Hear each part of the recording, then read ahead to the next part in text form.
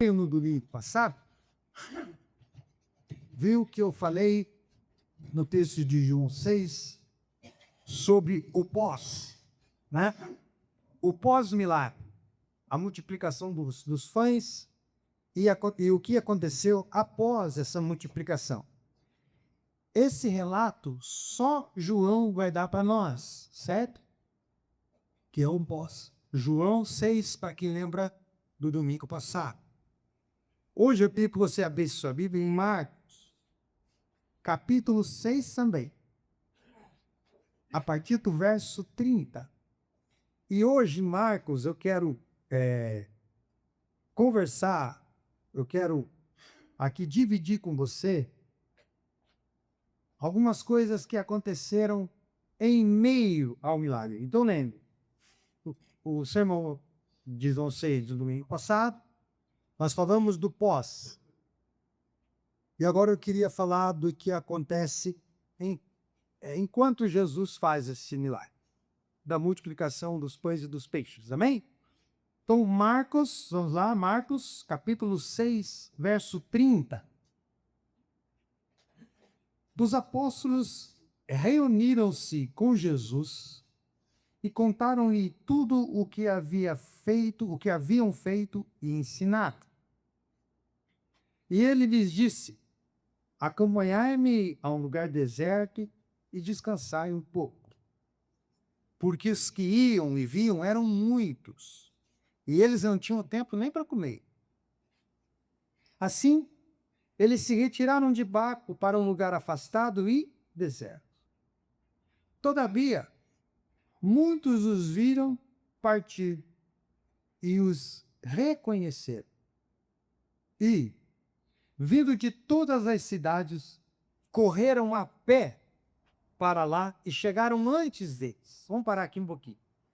Você lembra que eu expliquei que lá em João eles comeram e no outro dia foram lá buscar pão de graça de novo, não viram Jesus, olhavam nos barcos apenas, deduziram que Jesus tinha voltado, retornaram e encontraram Jesus, né?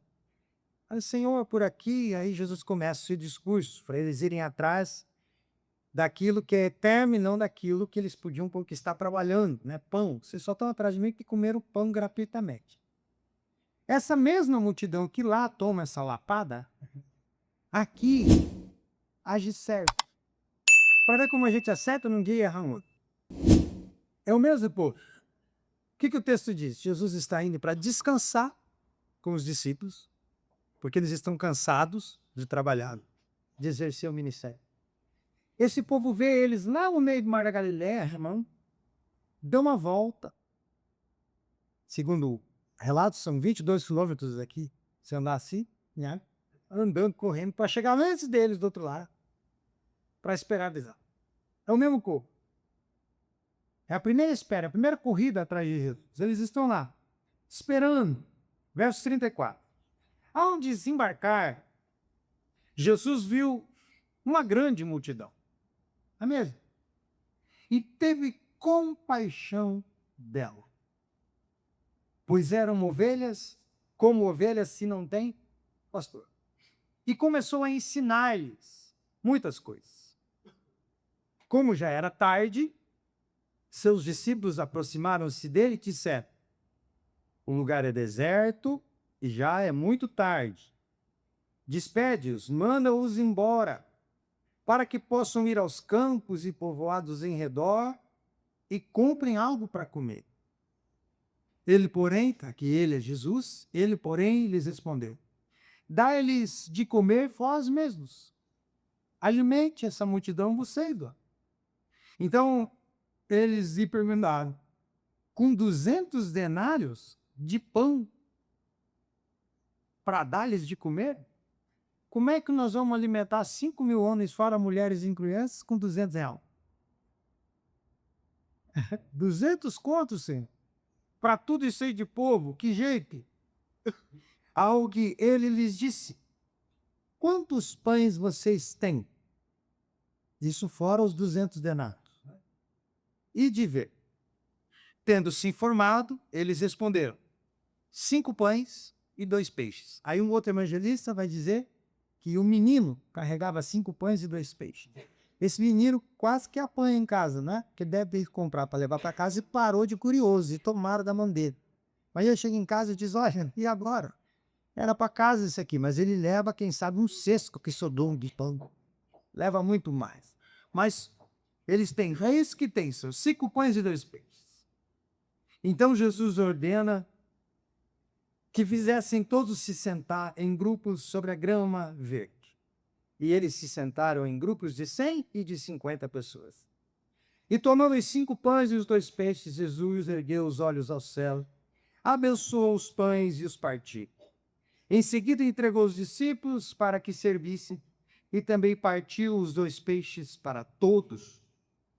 E todos comeram e ficaram satisfeitos. Em seguida, recolheram 12 cestos cheios de pedaços de pão e de peixe.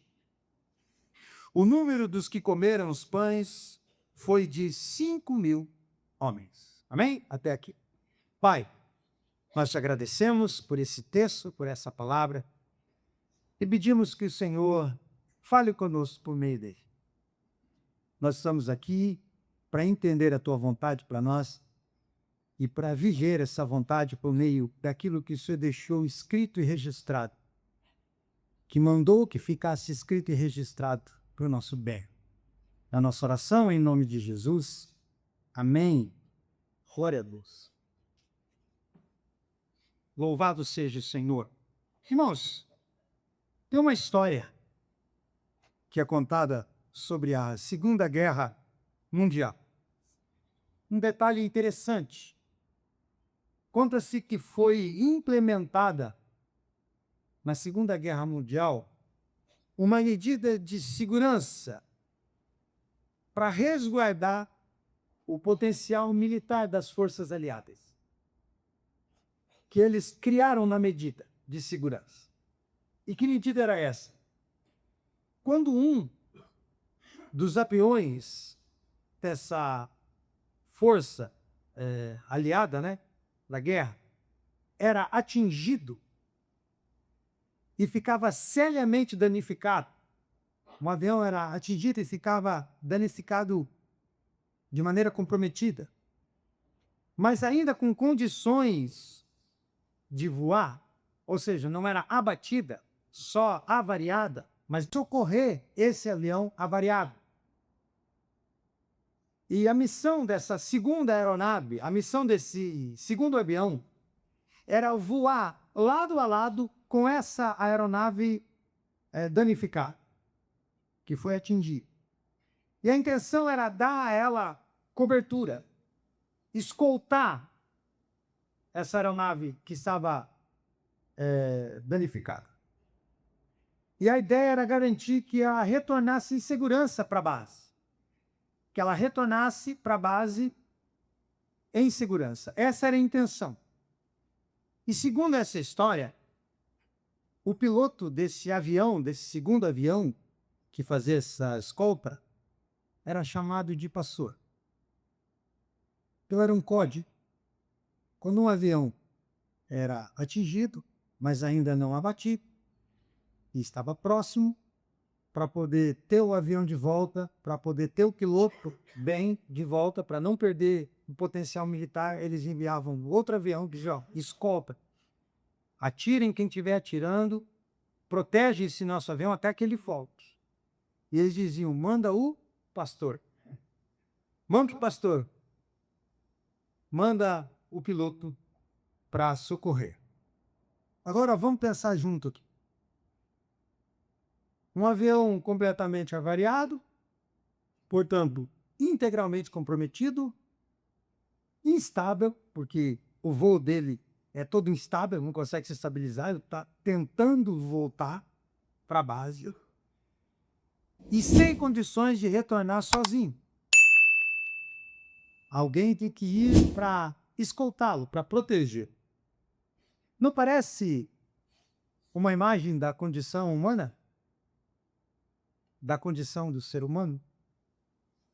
Nós fomos atingidos pela queda e danificados seriamente pelo pecado. O pecado nos avariou de maneira severa, Contudo, a gente ainda não perdeu a imagem e semelhança da criação. Mesmo o pecado tendo nos atingido, nós temos ainda o resquício dessa imagem. Então a gente ainda não morreu de fato, a gente ainda está nesse processo de queda, nesse processo de avaria, mas ainda mantendo alguma coisa, mantendo algo do nosso início, né? Mas estamos comprometidos, e de maneira integral. Todas as faculdades mentais nossas são corrompidas pelo pecado. Por isso, por mais que ainda tenhamos um resquício dessa imagem, somos incapazes de voltar para a origem, de voltar para casa por nós mesmos. É impossível que isso aconteça.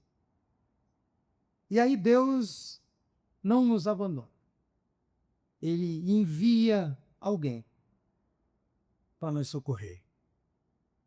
Mas ele não envia alguém com um codinome pastor para nos escutar e acompanhar para que a gente volte. Mas ele envia o bom pastor. Ele envia o bom pastor para nos encontrar. Esse bom pastor não apenas nos acompanha, mas ele cuida de nós. Nos sustenta, nos guia e dá a própria vida para a nossa restauração completa. Dá a própria vida por nós. Essa imagem retrata bem esse plano de Deus em restaurar. E Marcos 6, do verso 30 em diante, que eu li com vocês, relata isso. Esse cuidado pastoral de Jesus Cristo, o bom pastor. Esses 14 versos estão cuidadosamente posicionados por Marcos, ou por quem compilou o livro, né? Estão muito bem posicionados dentro da estrutura que Marcos apresenta para nós no seu evangelho. Por isso, ele não pode compreender esses 14 versículos de maneira isolada. Ele está dentro de um contexto muito bem formado. O que Marcos constrói para nós é intencional, então. Por quê? Porque no capítulo 6, a partir do verso 7, ele vai dizer para nós que os discípulos foram enviados em uma missão. Jesus envia os discípulos em uma missão. Vocês lembram do texto, né? Eles tinham que ir pregar, que se alguém recebesse, seria abençoado. Se alguém não recebesse, eles tinham que balançar o pó dos pés, que de graça eles estavam dando, então eles não podiam receber nada, de graça receber, de graça dai. Vão e preguem, curem, expulsem os espíritos e preguem o evangelho. Essa é a missão, e eles vão. E eles têm uma autoridade delegada. Por isso eles curam, porque Jesus diz, vocês vão em meu nome. Então eu estou delegando a vocês um poder, uma autoridade, não que vocês têm, mas que eu tenho e que vocês usarão. É como se Jesus dissesse, peguem o meu crachá, e com o meu crachá vocês vão fazer o que eu estou mandando vocês fazer. Peguem aqui o meu nome e façam. E eles vão e acontece. Mas logo a partir do verso 14, Marcos interrompe esse relato da missão para falar da morte de João Batista. Parece que não tem nada a ver, né? Parece que Marcos é bem aleatório. Por que passar para a morte de João Batista do nada? Mas Marcos tem uma intenção. Esse contraste sombrio que ele parece propor mostra, olha o custo de vir no céu. Vocês são enviados para fazer a vontade de Deus, com um poder delegado. Mas isso pode custar a cabeça de vocês. O reino de Deus não é bem aceito. Ele é perseguido, ele tem oposição. Os discípulos vão em uma missão e aí poderiam pensar, olha, tudo vai dar certo porque Jesus mandou. Aí Marcos coloca no meio da história, nem sempre. Que João também é o enviado de Deus. E olha o fim dele. É isso que Marcos está propondo. E aí eles retornam no verso 30 que nós lemos, né? Lemos a partir do 30. E quando retornam, eles retornam contando para Jesus tudo o que haviam feito e haviam ensinado. Eles estão empolgadaços. Por quê? Porque os demônios foram expulsos, as enfermidades foram embora, as pessoas foram curadas, pessoas os receberam, pessoas se converteram e eles estão felizes, contentes, entusiasmados, empolgados com tudo que fizeram. E esse tudo não é só informativo, né? Esse tudo carrega o peso de um cansaço também. Fizemos tudo, entregamos tudo, estamos exaustos, nos expomos às pessoas, estamos cansados, mas estamos felizes, estamos contentes. E aí Jesus, ele olha para eles e parece que dá uma cortada na empolgação, porque Jesus olha e diz assim, o seguinte: beleza, mas entre no barco, vamos descansar. Vocês precisam descansar. Parece que Jesus não entra na empolgação, né? Os exorcistas estão muito eufóricos. Respira. Respira. Vocês precisam descansar. Vamos descansar. Simplesmente descansar. A gente está tão empolgado, não era bom aproveitar essa energia, aproveitar esse ponto alto e a gente fazer alguma coisa, Senhor. Não, não. É descanso. E o descanso não é um detalhe secundário, é uma necessidade teológica. Jesus percebe isso e os convida a descansar. O que Jesus está dizendo por isso? Que o reino de Deus não avança por ativismo desenfreado, mas o reino de Deus avança debaixo do cuidado do próprio Cristo. Eu conheço pastores que acham que porque muitos se movimentam, estão sempre fazendo algo para eles. Não descansa, não fecham os olhos, não param. Já viu o pastor que disse para mim, eu queria que o dia tivesse 26 horas, porque 24 é muito bom. O sujeito nunca para. E acha que o que ele está construindo é notável. E ai de você se disser para ele, rapaz, não vamos tirar umas férias, tua família. Aí sabe o que eles respondem? Eles dizem assim, o diabo tira férias? E eu digo, o diabo é problema dele. Se não tira, eu não estou nem aí, eu não sou patrão dele, venho empregar dele. Não importa se ele tira ou não. Estou falando de você, de mim, de nós. Aí Jesus vem e interrompe. Olha o que Jesus diz. Não, tudo bem, foi legal, mas vamos parar. Vamos descansar. Aí esse plano de recolhimento, de descanso é interrompido por uma multidão. Quando Jesus chega, tem uma multidão. Ele ia descansar com os discípulos e de repente tem um monte de gente para ser atendido. E o texto vai nos conduzir então ao ponto crucial do que Marcos quer mostrar. A reação de Jesus a essa multidão revela o cuidado pastoral que ele tem, porque a razão de Jesus ter interrompido o descanso para atender esse povo é porque eles eram ovelhas sem pastor. Eles eram como ovelhas sem pastor.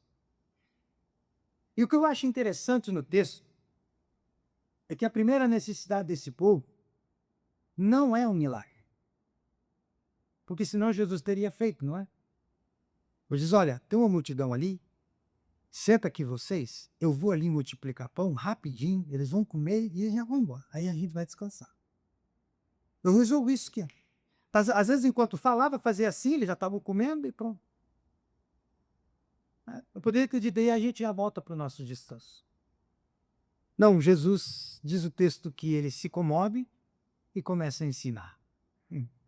Jesus conhece a nossa necessidade melhor do que a gente mesmo. Às vezes a gente acha que a gente precisa de um milagre. Jesus diz, não, você só precisa de instrução.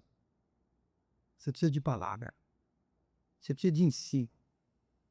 Você não precisa de uma ação sobrenatural. Você precisa abrir essa sua cabeça e parar de ter preguiça de entender as coisas. E querer cortar caminho para um milagre. Jesus os ensina. A narrativa, a partir daqui, evolui, então, para um segundo nível. Depois de ensiná-los, de mostrar que a maior necessidade humana não é pão, mas direção, aí isso escala para uma fome. Diz o texto que começa a ficar tarde E eles começam a ter fome, eles estão o dia inteiro ouvindo Jesus pregar. Vocês reclamam, às vezes, do tempo que eu prego? Imagina se fosse discípulo de Jesus, né? Um dia inteiro ele falando aqui. Só que é Jesus, né? O dia inteiro. Aí a gente fica mesmo. Aí Jesus está lá, e eles estão cansados, e a fome bate. Os discípulos interpretam a situação como? De forma humana, pragmática e prática. Lógica. Lugar deserto, não tem padaria, não tem restaurante, não tem ninguém vendendo nada, não tem um ambulante passando, vendendo coisa nenhuma. A hora é avançada, o dia está terminando. Se ficarem aqui e forem embora, vão ter que caminhar à noite e não vão achar nada aberto no caminho para comprar alguma coisa, só vão comer quando chegar em casa, quem sabe isso é no outro dia. Então é perigoso. E nós não temos como ajudar, a gente não tem recurso para alimentar essa moçada. Então a solução deles é coerente com a lógica humana. Manda eles embora. Senhor, o horário bateu, acaba o culto. Então lá, Jesus pregando eles assim. O horário termina, tem ônibus, só pegar e seguir para casa. Aí Jesus olha para eles e diz o quê? Por que vocês não alimentam esse povo aí? Dai vocês mesmos de comer para essa moçada aí. E essa ordem, essa sugestão de Jesus, expõe alguns problemas. E é nesse ponto que o milagre acontece. Os problemas expostos é como alimentar tanta gente sem uma programação. Imagina uns programou, beleza, ele estava indo descansar. Que jeito que a gente vai alimentar? E aí o milagre acontece. Mas Marcos descreve o milagre de uma forma notavelmente sóbria. Percebem? O milagre é muito silencioso, se você acompanhar a leitura do texto. E aí o cenário remete diretamente ao Êxodo, lá o texto do Antigo Testamento. Jesus manda que o povo sente e organiza o povo em grupos de 100 pessoas, em grupos de 50 pessoas. Exatamente como Moisés fazia no deserto, quando o povo parava. Moisés fazia exatamente isso, e Jesus repete. E Moisés também orava para os milagres, e também o povo comia. Só que veja só, Jesus não está aqui apenas alimentando, então, esse povo. Ele está reencenando e superando a história de Israel. Ele está reencenando o que Moisés fazia e está superando o que Moisés fazia. Por quê? Porque, diferente de Moisés, que intercedia pelo pão, Jesus é a fonte do pão. Jesus é o próprio pão, como a gente viu em João 6, domingo passado. Ele refaz a história e diz, eu sou maior que Moisés. Porque ele é Deus. E qual que é o resultado final do que Jesus faz? 12 cestos cheios sobraram. E os peixes também. Sobra. Sobra. Isso demonstra não apenas a suficiência de Jesus, mas a superabundância do Cristo. Ele é mais do que a gente espera. Ele rompe com os limites das coisas. Porque ele é mais do que isso. Sugerindo, então, que a plenitude do cuidado pastoral de Jesus é inalcançável, é inatingível, inigualável. A gente pode ser bom com alguém, mas nunca seremos tão bons como Jesus pode ser com qualquer um. Ele supera. Esse é o Cristo, maior que Moisés, maior que Davi, maior que os reis que cuidaram do povo, maior que Salomão. Ele supera todos. Assim, então, esse texto revela o que para nós? O cuidado pastoral de Cristo, ele não é parcial e nem ilimitado. É supremo.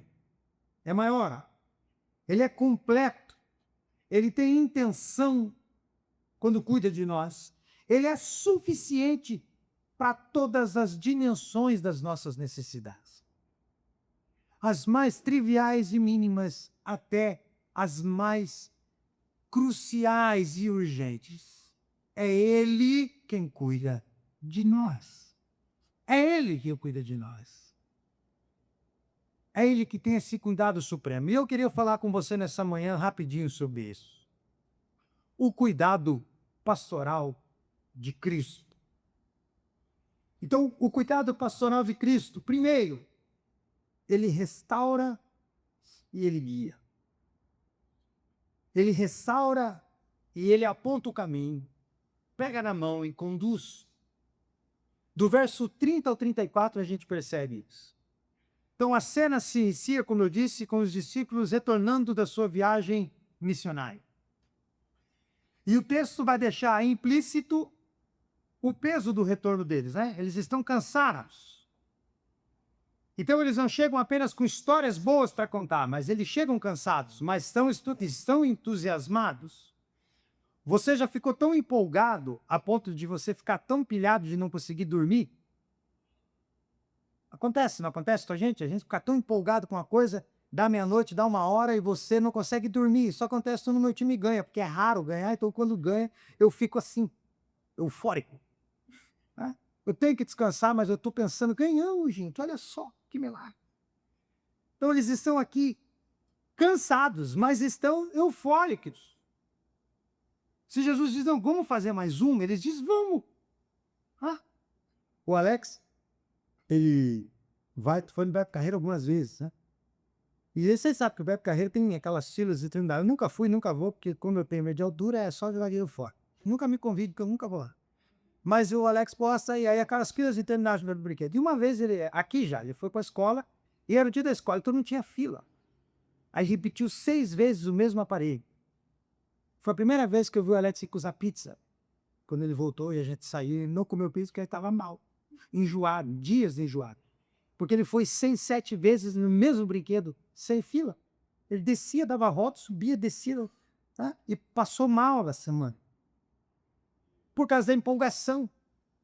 Eu devia ter ido 1, 2, 3, estava bom. Mas, mesmo sabendo que aquilo é exagero, a empolgação faz você insistir. E você percebe que devia ter parado, mesmo empolgado. Entende? Eles estão aqui empolgados, mas Jesus percebe que eles estão cansados. Que essa empolgação está disfarçando um cansaço. E é nesse contexto que Jesus diz, ó, vamos descansar. Vamos repousar um pouco.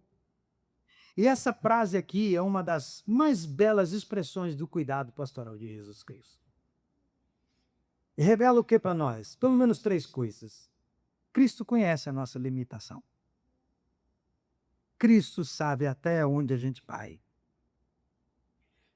Eles, os discípulos, talvez de tão empolgados que estavam com os resultados que tiveram da missão que Jesus deu a eles, não conseguiam enxergar que estavam estafados.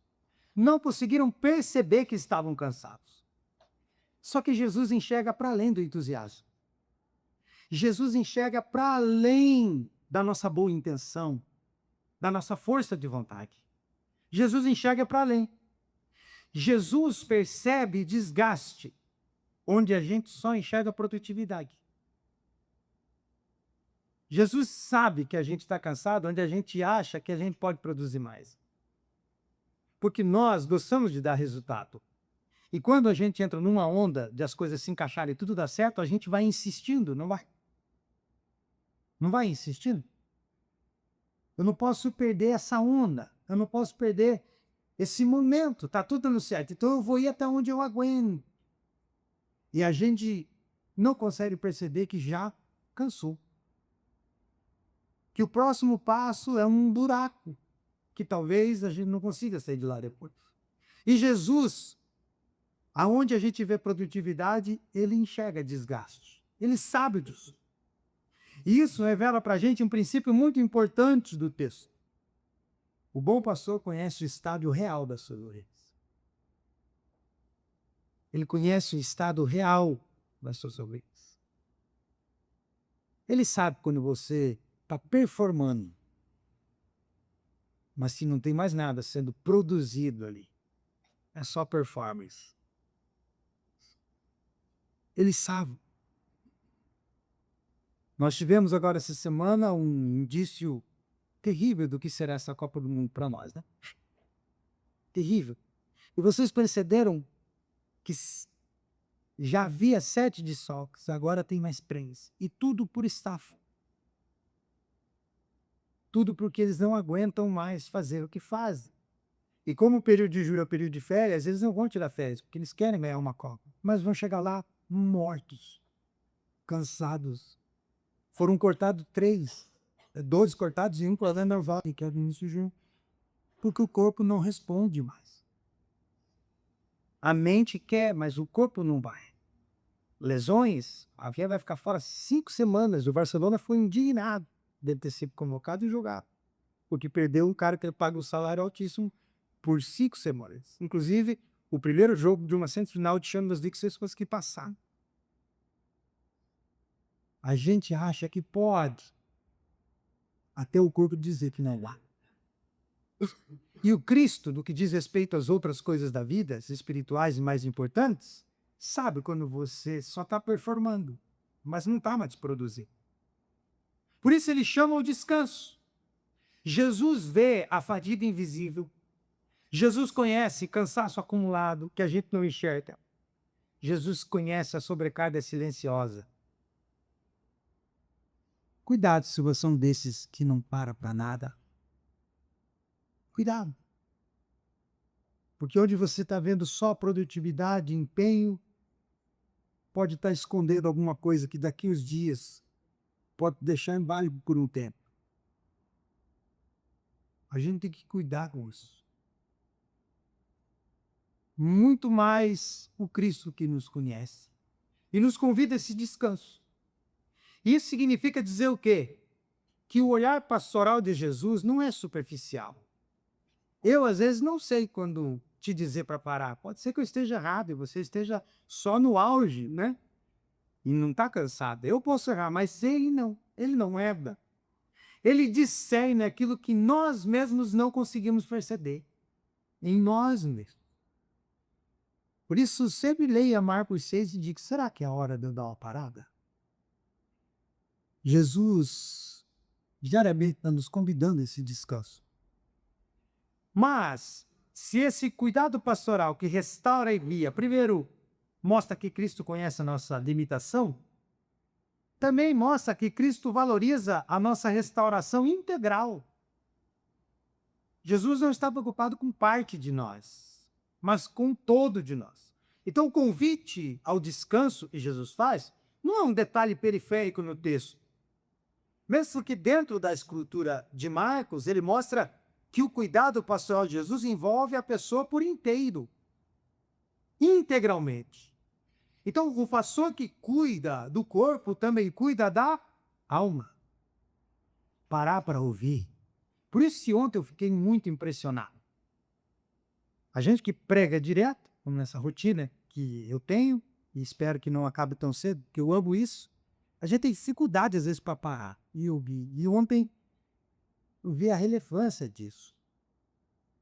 Parar e escutar. Jesus cuida da nossa alma muito mais ou igual ao corpo. E já que o descanso aqui não é só pausa física, você percebeu no texto, ele chama eles a um convite a descansar nele. Veja, ele não diz venham descansar comigo, é como se ele dissesse descansem em mim, vamos descansar. Com Cristo o descanso vai além de uma companhia, é alguém, é um lugar, é descansar em um Cristo. O texto está mostrando para a gente que Jesus nos chama para estarmos com Ele. E isso é descanso. Estar com Cristo. Então, o descanso verdadeiro não é apenas a ausência de trabalho, mas é estar na presença de Deus. É estar com Ele, descansando nele, desligando das coisas e se conectando com Ele. É para isso que Ele nos convida, essa é a intenção em convidá-los a descansar. E a outra coisa que a gente vê no texto é que esse cuidado pastoral de Cristo, que guia e restaura, tem a intenção de transformar a interrupção do nosso descanso em ministério. Porque, veja, eles voltam a trabalhar, mas parece que já são outros. Então, mesmo quando estar com Cristo nos remete a fazer alguma coisa, esse algo a ser produzido não é algo a ser produzido com cansaço. Entende?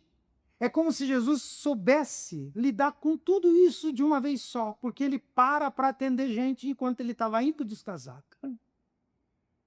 E ele sempre trabalhar. Não foram descansar como ele prometeu. Isso talvez reforce mais o que eu disse anteriormente. O descanso é nele, mesmo quando se está fazendo algo. Em Cristo. Então, quando eles chegam no lugar deserto, tem uma multidão que já espera, como toda vez acontecia com Jesus, arrastava multidões. E do ponto de vista nosso, isso poderia ser uma frustração para eles. Poxa, a gente veio descansar. E olha aí, o povo não deixa a gente em paz. Parece que o descanso planejado foi interrompido, né? Mas o texto mostra algo extraordinário aqui. O cuidado pastoral de Cristo não é ameaçado por interrupções. Ele sabe o que faz. Pelo contrário, ele transforma a interrupção em oportunidade de pastoreio, de cuidado. E o texto diz, Marcos diz para nós, que Jesus teve compaixão desse povo. É o que o texto diz. E a palavra grega aqui, ela é difícil de pronunciar, por isso eu não vou me arriscar. Ela é compaixão, mas ela é uma palavra diferente de pena, de dó. A palavra grega aqui, ela implica em uma compaixão que nasce das entranhas, dos intestinos, das tripas, como a gente costuma falar no Brasil. Sabe quando você diz? Ele tem uma compaixão que não é só pena, dó. Aquilo que nasce, aquilo que está nele, obriga ele a se envolver. Ele não pode não se envolver. Ele tem compaixão. E essa compaixão dele não é fria, nem protocolar, mas é uma comoção que alcança as profundezas de Jesus. Então, ele não vê eles como uma multidão inconveniente, que estão atrapalhando o plano dele de descanso. Mas ele os vê como objeto de um amor pastoral que só ele tem. E a razão, ela é explícita no texto. Qual é a razão da compaixão? Eles eram como ovelhas sem pastor. Jesus olhou e falou, esse povo está perdidinho. Perdidinho. Isso comove. E essa imagem de ovelha sem pastor, ela está carregada, né? Ela é densa de Bíblia. Ela está carregada de densidade bíblica. Porque a metáfora da ovelha é muito usada na Escritura, no Antigo Testamento e no Novo. E essa metáfora é tão poderosa que nenhum outro animal poderia corresponder ao que o texto quer dizer. E por quê? Porque a ovelha é um dos animais mais débeis do mundo. Debilitado. Sem um pastor, uma ovelha vagueia, uma ovelha se perde, se torna presa a passo e morre de fome. Ela precisa ser levada para comer. Ela não é um animal selvagem. Se você jogar uma ovelha na savana, na floresta, ela vai morrer rapidinho. Ela não se defende, ela não corre, ela não percebe o perigo. E se ainda assim não tiver nenhum predador por perto e ela conseguir sobreviver alguns dias, ela morre de fome, porque ela não busca comida por si mesma. Ela precisa ser guiada a um lugar onde ela possa comer. Ela vai comer porcaria. Debilidade é a marca de uma ovelha. Jesus diz ali, são como ovelhas sem pastor. Estão perdidos, não sabem o que comer, não sabem onde ir, são presas fáceis. É assim que ele enxerga essa multidão. Então ele não observa uma multidão. Ele está enxergando uma escassez espiritual profunda desse povo. Por isso ele sente compaixão. E o texto diz que ele passa a ensinar-lhes muitas coisas. E essa é a ideia central da narrativa. Jesus não dá um milagre para eles. Primeiro ele dá instrução. Antes de alimentar o porco, Jesus alimenta o quê? A alma. Alimenta a alma. Antes do alimento do corpo, vem o alimento do coração. Antes da provisão material, vem uma direção espiritual por parte do Cristo. E isso revela uma prioridade teológica do pastoreio de Cristo. E qual é essa prioridade? O maior problema do homem não é fome física, mas o maior problema do homem é a ausência de direção espiritual. O maior problema das pessoas não é a sua condição social, financeira. O maior problema das pessoas é não conhecerem o Evangelho. É não conhecerem o Cristo. É não conhecerem a graça, o favor de Deus revelado em Jesus. É não terem alguém para instruí-las. É não ter um pastor como Jesus para guiá-las. Por isso, a primeira coisa que Jesus faz é o quê? É ensinar. Por isso, a prioridade de uma igreja que prioriza o cuidado pastoral de Cristo, que oferece o cuidado de Cristo, ou o Cristo como bom pastor, é instrução na Escritura. Muito mais do que qualquer outra coisa. Por isso que os nossos cultos são enxutos. Porque a gente dá prioridade para a Escritura. Aqui não tem culto de dia de semana. Mas eu já pastorei igreja em culto de dia de semana. E pastorei igreja nos moldes pentecostais clássicos, as pessoas cantavam com playback. Que também nunca aconteceu aqui, não aconteceu com você. Então, o que acontece? Chega domingo, essas pessoas querem cantar com playback, e daí perdem a tal da oportunidade. A pessoa tem uma oportunidade também, porque ela quer cantar no domingo, porque domingo é o dia que vem mais gente no culto, e daí ela quer cantar para as pessoas. E aí o culto se arrasta, porque além do louvor, 4, 5 pessoas querem cantar com playback. E você sabe que pessoas de playback não só cantam, elas falam. Elas querem pregar, elas querem falar, contar experiências. Né? E aí você faz um acaixamento, né? Porque você levanta, fica de pé, de pé, você fica de pé, daí senta, tira de pé para cantar comigo. E a igreja cansa, porque... E aí tudo se enrosca, se vai embora, e daí dá um microfone para o pastor, para o pregador, 9h15, 9h20, diz, ó, culto acaba 9h, exponencialmente.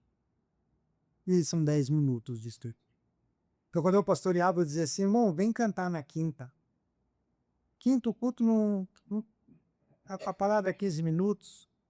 Traz o playback, canta aqui. Daí dizia, mas na quinta não tem ninguém. Eu falei, então você não quer cantar para Deus, você quer cantar para as pessoas. Então canta na esquina ali, ó. Um microfone, uma caixa na esquina, seu playback, canta lá. Vai passar carro, vai passar gente, todo mundo vai te ver. Entende? Por isso, o culto de domingo é enxuto por quê? Escritura, palavra. Percebe que não tem ninguém cantando aqui antes de Jesus começar? Palavra, não tem, é palavra. É ensino, é instrução. O cuidado pastoral de Cristo prioriza isso, porque essa é a maior necessidade nossa. Palavra, instrução de Cristo. E se, em primeiro lugar, o cuidado pastoral de Cristo restaura e guia, como nós vimos, em segundo lugar, o cuidado pastoral de Cristo provê e sustenta. Isso vai do verso 35 ao 44. A narrativa avança, o fim do dia chega, o tempo passa, o ensino é longo, Jesus fala bastante, instrui muito, e agora tem a necessidade inevitável de comer. A fome se impõe no fim do dia. Como eu disse, os discípulos fazem uma leitura realista da situação. O lugar é deserto, a hora é avançada, os recursos são poucos ou inexistentes. Apresentam para Jesus a lógica, despede o povo para que eles vão embora, termina o culto logo, manda eles para casa. E do ponto de vista humano é uma proposta muito sensata. Eles não estão errados. Tá? Não estão sendo insensíveis com o povo, muito pelo contrário, estão resguardando o povo para que eles saiam e comprem comida, encontrem lugar aberto para comer. Estão sendo pragmáticos aqui, mas é exatamente aqui que o texto vai revelar um contraste fundamental. A lógica humana calcula limites, enquanto o cuidado pastoral de Cristo transborda os rios, transcende. A nossa lógica sempre vai colocar limites nas coisas, mas o cuidado de Cristo vai para além disso, porque Ele é Deus. Ele é soberano. A resposta de Jesus, ó, bem vocês mesmos de comer para eles. Alimentem esse povo aí. Não precisa se preocupar com comida, não. Alimentem. E essa ordem de Jesus, então, já não é mais só uma instrução, mas é uma exposição de algo que ele vai fazer. Já está, é o preâmbulo disso, é o anúncio do que ele vai fazer. E revela outras 3 coisas para nós. Primeiro, a limitação nossa, humana, a limitação dos discípulos. Somos limitados. Imediatamente eles recorrem ao cálculo. 200 denários não bastariam. Eles vão para a matemática. Quem tem algum amigo matemático, sabe como é isso. Você fala alguma coisa, o sujeito na hora te dá porcentagem e diz, esquece. Aí você fala, tá bom, então eu esqueço. Que contra essa lógica não tem argumento. A nossa lógica funciona assim. Você faz um cálculo rápido, diz caro demais, barato demais, não presta. Tudo. E eles fazem o óbvio. Certo? Mas qual é o erro deles aqui? Eles perderam a percepção de com quem eles estão. Eles dizem, Senhor, 200 denários não vai dar. Mas quem está mandando? É o Senhor. Então alguma coisa vai acontecer. Porque o Senhor não é preso ao que me limita. Esse é o ponto. O erro deles é não recorrer a Cristo. Estavam com Cristo. Acabaram de fazer grandes coisas em nome desse Cristo. E não recorrem ao próprio Cristo. Ficam presos às suas limitações. Não recorrem a Jesus na hora de recorrer a Jesus. Quando Jesus diz, dá a voz de comer, não está implícito. Peçam. Jesus está pedindo para eles pedirem. Pede para mim, pede para mim. Sabe? Sabe aquele aluno da sala que o professor pergunta para todo mundo e ele sabe a resposta? Ele fala, pergunta para mim. Pergunta para mim. Pergunta para mim, pergunta para mim. Ele vai e passa por todo mundo. Ele está quase dizendo a resposta. Jesus está quase dizendo, peçam a mim. Jesus faz isso com a gente muitas vezes. Você está lá pulando, fazendo cálculos do seu jeito e Jesus está ali. Pergunta para mim, miserável. Pede para mim. Fala comigo. Conta para mim. Ele está aqui dizendo, dá a voz de comer, dando um indício. Sabe, ele está dando a metade da frase. Eu gosto de lembrar, quando eu leio isso, de Ezequiel. No vale, na visão dos ossos secos, a pergunta é qual lá? Podem esses ossos voltar à vida? O que o profeta diz? Tu o sabes. Ele diz, se tem alguém que responde essa pergunta, é você. Não eu. Se tem alguém que pode responder, é tu, Senhor. Ezequiel é esperto. Você está perguntando isso para mim? O Senhor está com a resposta. Tu sabes. É quase aqui que Jesus está dizendo para eles o quê? Peçam para mim. Que eles dissessem, Senhor, nós vamos começar a caminhar aqui, alguma coisa vai acontecer, porque o Senhor não fala essas coisas à toa. O Senhor não faz isso de brincadeira. Entende? A insuficiência dos recursos humanos existe, mas nós estamos vivendo com Cristo que não tem limite. Que não tem limite para o que pode fazer. Esse é o ponto do texto. A crise aqui, então, entre os discípulos não é falta de pão, é falta de percepção. É falta de percepção de pedir. Conhecem a necessidade, avaliam corretamente os recursos, mas ignoram completamente a presença de quem está junto com eles. Eles estão com uma padaria junto com eles, que assa pão instantaneamente e não recorre.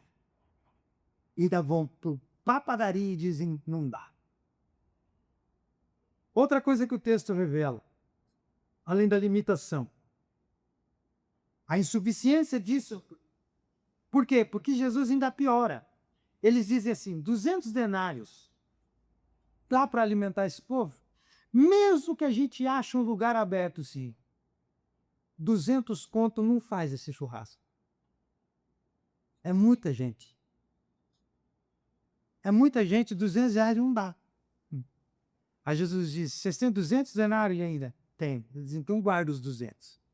O que tem pronto? Aí piorou. É 5 pães e 2 peixes.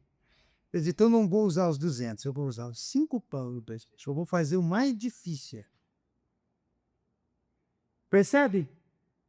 5 pães e 2 peixes não é apenas pouco, é ridiculamente insuficiente para o que eles estavam propondo fazer, diante de todo o problema.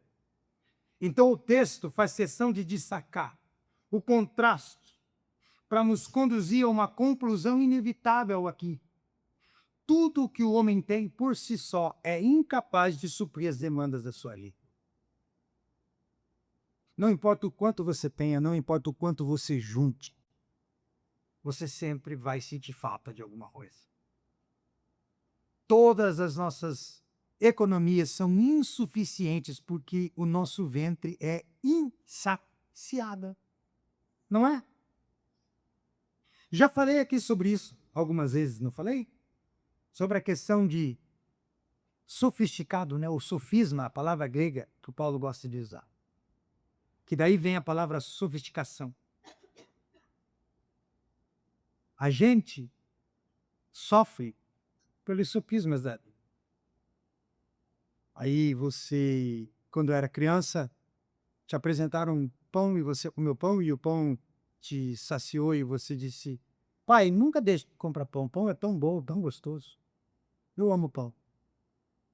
Aí um dia seu pai disse: você quer ver? Aí cortou o pão no meio e passou manteiga. Aí você comeu pão com manteiga e você disse: pai, pão com manteiga é tudo. Nunca falta pão com manteiga aqui em casa. Meu Deus, eu consigo comer um monte de pão com manteiga. Aí o teu pai disse: quer ver? Pão que esse pão e manteiga de queijo. Esse pai, meu Deus, pão, manteiga de queijo nunca pode faltar aqui em casa. Isso aqui é tudo. Aí ele diz CD, aí ele põe um presunto. Aí se diz pão, manteiga, queijo e presunto é o que tem, é o que é de melhor. E aí um dia não tem manteiga, não tem presunto e queijo, você vai e diz, mas pão também é bom, porque aí o pão não presta. Porque você ficou sofisticado. Os sofismas acabam com a gente. Porque aquilo que nos alegrava lá atrás não nos alegra mais. Aquilo que saciava a gente não sacia mais, não sacia. E a gente vive uma vida como um buraco sem fundo. A gente vive uma vida como se nada preenchesse o nosso coração. A gente vive uma vida que nunca está satisfeita com nada que possui. Esse é o problema de viver assim. Esse é o problema. Nada do que a gente tem satisfaz. Tudo que nós temos por si só é incapaz de suprir as demandas da nossa vida. Mas note uma coisa no texto. Jesus não despreza o pouco. Jesus não despreza os 5 pães e os 2 peixes. Ele não rejeita para fazer um algo novo do nada e do zero. Ele não despreza. Ele começa com o que é entregue. Então entregue a ele tudo que você tem, mesmo que esse tudo seja nada, mesmo que esse tudo seja pouco. Dê na mão dele e você voltará a ter prazer com as coisas simples da vida. Você voltará a ter prazer com um pão sem queijo, presunto e manteiga. Se tiver o queijo, presunto e manteiga, você não vai negar. Mas se não tiver, isso não te arrasa, isso não te abala, isso não te destrói, porque isso tudo está na mão dele. No reino de Deus, o problema nunca é quantidade, mas sempre será falta de dependência. Esse é o nosso problema. A gente se frustra porque a gente não depende de Deus, a gente depende do que a gente tem. A gente acha que aquilo nos assegura a dúvida, é o que a gente consegue acumular, até perceber que tudo que a gente acumula nunca satisfaz de fato. Nunca satisfaz de fato. E outra coisa que o texto mostra nessa segunda divisão do cuidado pastoral de Cristo, que provê e supre, é a intervenção soberana de Jesus nas situações. E esse é o ápice do texto, é a obra. A partir daqui, Jesus assume o controle da situação. Agora é com ele. Aí Marcos descreve as ações de Jesus de forma sequencialmente intencional. Olha que lindo isso. Jesus faz o quê? Organiza o povo, Ó, senta ali, você senta lá. Quantos tem aí? 101? Então tira um daí, põe ali para ficar 100, para ficar igual.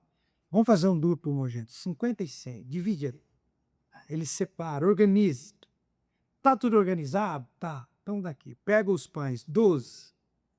Sim, 5 pães. Pega os 5, manda os 12 discípulos trazer os 5 pães. Ergue os pães ao céu e abençoa o alimento. Ora. Pede ao Pai. Aí começa a partir, jogar nos cestos e pega os discípulos, pega os cestos e vão distribuindo. E o mesmo com o peixe. Aí perceba então, nada é acidental. Cada ação de Jesus revela um aspecto do cuidado pastoral de Jesus por nós. Veja só. Primeiro ele organiza o caos. É uma multidão perdida, ele faz todo mundo ficar organizadinho. Jesus vem e organiza o caos da nossa vida. Organiza a bagunça que a gente se enfiou. Ele vem organizando o nosso coração. Colocando cada coisa no seu devido lugar. Organiza o caos. Aí ele pega o pouco que a gente tem e consagra. Consagra o que a gente tem. Que não satisfaz, é pouco, ele consagra. Aí ele revela para nós, sendo o Cristo, a dependência do Pai. Ele vai orar. Interceder por nós diante do Pai. Revela a nossa dependência. Depois transforma o insuficiente em provisão. Que sobra. Que sobra. Que dá mais do que a gente achava que dava. E o milagre aconteceu e a gente não viu. A gente não percebeu. O mais impressionante aqui, irmãos, Marcos não descreve o momento exato da multiplicação. Não tem explicação de como o milagre acontece. Você percebe isso? Não tem espetáculo, não tem luz de LED, não tem gelo seco, não tem Jesus saindo do chão, do palco, de algo que o eleve erguendo a mão, dizendo pau, e cai um container de pão na cabeça de todo mundo. Não tem nada de exposição. É tudo silencioso, é tudo na oração, é tudo no cuidado, é tudo na organização. O silêncio do milagre, a narração do milagre, ela é quieta, ela desloca a atenção do método para a pessoa de Jesus Cristo. Tira a nossa atenção de como ele faz, para quem ele é. Esse é o legal do texto. O foco não está no milagre em si, mas em quem realiza o milagre. O foco é todo nele. O milagre é narrativamente silencioso, e isso é intencional. O foco não está no mecanismo do milagre, mas no ofício pastoral daquele que faz o milagre, que realiza o milagre. Vamos fazer um exercício aqui, rapidinho? Nós aqui somos um desses grupos aí. E a gente é o último, tá? Lá no fim. Então, 150 grupos. Dos 5.000, nós estamos lá, último grupo. Lá no fundão. Aí, quando a gente vê os discípulos vindo com os 12 cestos de pão, é como os garçons da pizzaria vindo com o rodízio e você diz, não vai chegar aqui. Não chega. Essa pizza cara, esse pão não chega aqui. Não vai, não vai. Aí começa a vir e chega. Aí você diz, bom, pelo menos não perdi tudo. Mas daí passa de novo o rodízio de carne, passa de novo a picanha. Você fala, acho que esse garçom está de olho na minha mulher, porque ele não parou de ver com a picanha, geralmente é uma vez só. Esse cara está de olho na minha filha. É malandro esse cara, que como a picanha passa 3 vezes na minha mesa? Né? Eu começo a desconfiar. Eles vão comendo, vão comendo, vão comendo, vão comendo, vão comendo, e o texto diz que todos ficaram satisfeitos, dando a entender que disseram. Colocaram lá no meio do negócio, está satisfeito lá, na torrezinha ó, de ketchup. Agora, nós somos esse grupo, tá? Do fundo. O que a gente estaria dizendo? A gente ia dizer assim, oh, que povo organizado, hein? Os caras sabiam quem havia essa galera e compraram tudo isso de pão e peixe. Esse povo é muito organizado. Pensa no povo que sabe fazer uma peça. Sobrou. E não sobrou assim, tá? 12 cestos. Fizeram a conta. Quem que é o sujeito que organizou isso aí? A gente precisa bater palma para ele e eu quero o cartão. Tem um casamento semana que vem, esse cara vai ser perfeito pro buffet. E mal saberemos nós que é só o Deus de toda a terra quebrando o pão e o pão não acaba quando está na mão dele. Rachando o peixe e o peixe não termina quando está na mão dele. Não tem organização, não tem grupo, não tem ninguém. Tem o Cristo cuidando de um povo. E tem um milagre que acontece que é do cavalo. Não tem grito, não tem nada, só tem gente sendo alimentada e o Jesus olhando e dizendo: ó, acho que é ali, vai lá, leva ali. Aí, enquanto quebra, o cesto não esvazia. Aí você olha na mão dele, tem um pão e o pão não acaba, e ele já tirou todas as partes possíveis do pão, e parece que o pão cresce de novo. Esse é o Cristo, esse é o cuidado. Esse é o pastor de quem você é a ovelha. Esse é o pastor de quem você é a ovelha. Esse é aquele que quando te chama, você não escuta outra voz, só escuta dentro e vem. Esse é o pastor. E a representação que a gente tem desse nome, a gente sabe que frustra. Contei um pedacinho, vimos falar para vocês aqui há momentos atrás. A gente sabe que desmerece, mas isso não atinge ele. Isso não atinge o bom pastor. Ele continua cuidando da igreja dele e aí continua cuidando de você, ovelha preciosa dele. Um dia você chegou perto dele e ele te viu como uma ovelha sem pastor. E ele teve compaixão de você. E ele te instruiu, te ensinou o teu coração como o evangelho. Te guiou a lugares onde você come, fica bem, se sacia. Ele não precisa dizer, será que amanhã tem? Será que amanhã tem? Porque você sabe que tem. Você sabe que ele só guia você ao pastos verdejantes. Você sabe que se o pasto daqui acabou, amanhã ele te guia em outro lugar porque ele tem. Você sabe que ele te guarda, ele te protege, ele não é quem tem a chave da porta, ele é a própria porta. Ele deita no lugar da porta. E quando você tenta sair por cima, ele te puxa e diz: fica. E aqui você é seguro, aqui você é livre, porque ele também não tem medo que você saia se alimentar, porque ele está de olho em você. E ele sabe que a hora que ele diz, ei, que você volta. Esse é o bom pastor. Esse é o nosso pastor. Então, irmãos, na Segunda Guerra, aviões danificados não chegavam sozinhos a seus destinos, e na existência humana, nós também não. Não voltamos. Estamos sempre cansados, confusos, famintos, de alma e de corpo. Essa é a nossa realidade. Essa é a nossa realidade. Mas Marcos aqui mostra para nós, confirma para nós, que o nosso pastor, o Cristo, ele nos vê, ele se compadece, ele nos estima e ele nos sustenta. Ele é o bom pastor, que restaura aquele que está cansado, que guia aquele que está perdido e que alimenta aquele que está faminto. Ele tem tudo isso, toda essa provisão. E esse cuidado pastoral de Jesus atinge o ponto máximo na cruz, quando ele dá a vida pelas suas ovelhas.